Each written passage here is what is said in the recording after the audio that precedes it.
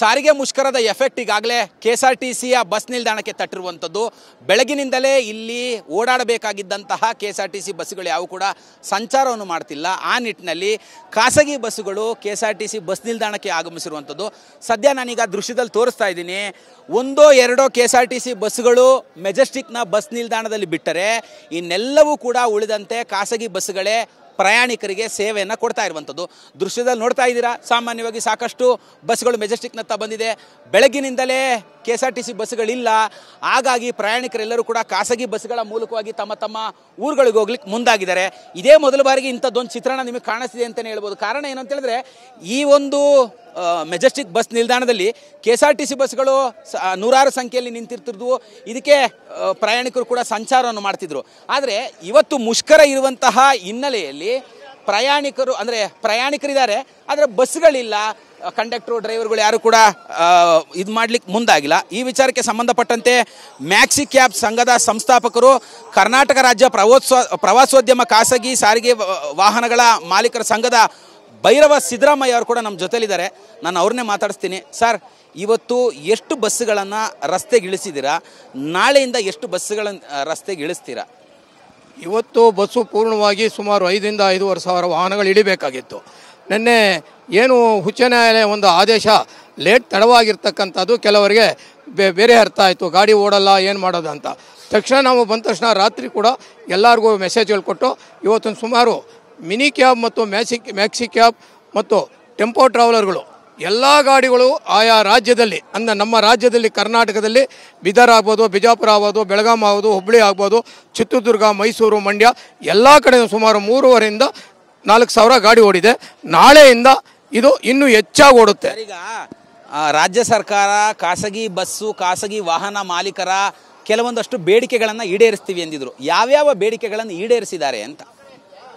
ಅವರು ಕೆಲವು ಬೇಡಿಕೆಗಳನ್ನು ಈಡೇರಿಸಿ ಮುಖ್ಯವಾದ ಬೇಡಿಕೆಗಳೇನೆಂದು ಹೊರ ರಾಜ್ಯದ ವಾಹನಗಳನ್ನು ಒಳಗೆ ಸಾರಿಗೆ ಇಲಾಖೆಯಲ್ಲೇ ತಂದಿದ್ದು ಕಮ್ಮಿ ತೆರಿಗೆ ಮಾಡ್ತೀವಿ ಅಂತ ಆಶ್ವಾಸನೆ ಕೊಟ್ಟಿದ್ದರು. ಆದರೆ ಅವರು ಆಶ್ವಾಸನೆ ನೆರವೇರಲಿಲ್ಲ. ಈಗ ಮಾಡಿಕೊಡ್ತೀವಿ ಅಂತ ಹೇಳ್ತಾರೆ. ಆ ವಾಹನಗಳನ್ನು ಕರ್ನಾಟಕಕ್ಕೆ ಬಂದಿದ್ದೇ ಆದರೆ ಸುಮಾರು 1,000 to 1,500 ಕೋಟಿ ರಾಜ್ಯದ ಬೊಕ್ಕಸಕ್ಕೆ ಬರುತ್ತೆ. ಅದನ್ನು ತಾವು ಪರಿಗಣಿಸಬೇಕು. ಇದನ್ನು ನಾನು ಆಯೋಗದ ಪಟ್ಟಿನಲ್ಲೂ ಕೂಡ ಕೊಟ್ಟಿದ್ದೀನಿ. ಅದು ಇನ್ನೂ ಬೇಡಿಕೆ ಏನಿಲ್ಲ. ಕೆಲವೊಂದಷ್ಟು ಮಹಿಳೆಯರು ಯಾರು ಕೂಡ ಖಾಸಗಿ ವಾಹನದಲ್ಲಿ ಓಡಾಡ್ಲಿಕ್ಕೆ ಮುಂದಾಗ್ತಿಲ್ಲ. ಯಾಕೆ ಅಂದರೆ KSRTC ಬಸ್ಸಲ್ಲಿ ಫ್ರೀ, ಈ ಬಸ್ಸಲ್ಲಿ ದುಡ್ಡು ಕೊಟ್ಟು ಓಡಾಡಬೇಕು ಅಂತ. ಅದು ಸರ್ಕಾರ ಮಾಡೋದು ಮೊದಲನೇ ತಪ್ಪು. ಎಲ್ಲರಿಗೂ ಫ್ರೀ, ನನಗೂ ಫ್ರೀ, ಅವ್ರಿಗೂ ಫ್ರೀ ಅಂತ ಕೊಟ್ಬಿಡ್ತು. ಆ ಫ್ರೀ ಅನ್ನೋದೇನಾಗಿದೆ, ನಮ್ಮ ಖಾಸಗಿ ಮಾಲೀಕರದು ಒಂದು ಕಣ್ಣೀರು ಒರೆಸುವಂಥ ಸ್ಥಿತಿ ಬಂದಿದೆ. ನಮ್ಮ ಖಾಸಗಿ ಮಾಲೀಕರ ಯಾವುದೇ ಬೇಡಿಕೆಗಳನ್ನು ಈಡೇರಿಸೋದಕ್ಕೆ ಅವ್ರ ಕೈಲಿ ಆಗ್ತಾ ಇಲ್ಲ. ಯಾಕೆ? ಅದನ್ನು ರದ್ದು ಮಾಡಬೇಕು. ರದ್ದು ಮಾಡಿ ನಮಗೆ 1 ತಿಂಗಳು ಏನೇ KSRTC ಓಡದೆ ಹೋಗಲಿ, ಅವ್ರು ನಾಳೆನೇ ರದ್ದು ಮಾಡಿದ್ರು 1 ತಿಂಗಳು ಅವ್ರ ರಹದಾರಿಯನ್ನು ಕೊಟ್ಟು ಆ 1 ತಿಂಗಳು ತೆರಿಗೆ ಮನ್ನಾ ಮಾಡಿದ್ರೆ ನಾವು KSRTC ಎಷ್ಟುವರೆಗೂ ಮುಷ್ಕರ ಆಗುತ್ತೆ ಅಲ್ಲಿವರೆಗೂ ಕೂಡ ನಾವು ವಾಹನ ಓಡಿಸ್ತೀವಿ. ಶಕ್ತಿ ಯೋಜನೆ ಆರಂಭವಾದ ಸಂದರ್ಭದಲ್ಲಿ ತುಂಬ ದೊಡ್ಡ ಮಟ್ಟದಲ್ಲಿ ಆಕ್ರೋಶವನ್ನು, ವಿರೋಧವನ್ನು ವ್ಯಕ್ತಪಡಿಸಿದಂಥವರು ಖಾಸಗಿ ಬಸ್ ಮಾಲೀಕರು, ಖಾಸಗಿ ವಾಹನ ಮಾಲೀಕರು. ಈಗ ನೀವೇ ಸರ್ಕಾರದ ಪರವಾಗಿ, ಅಂದರೆ ಸರ್ಕಾರದ ಸಹಾಯಕ್ಕೆ ನಿಂತಿರುವಂಥದ್ದು.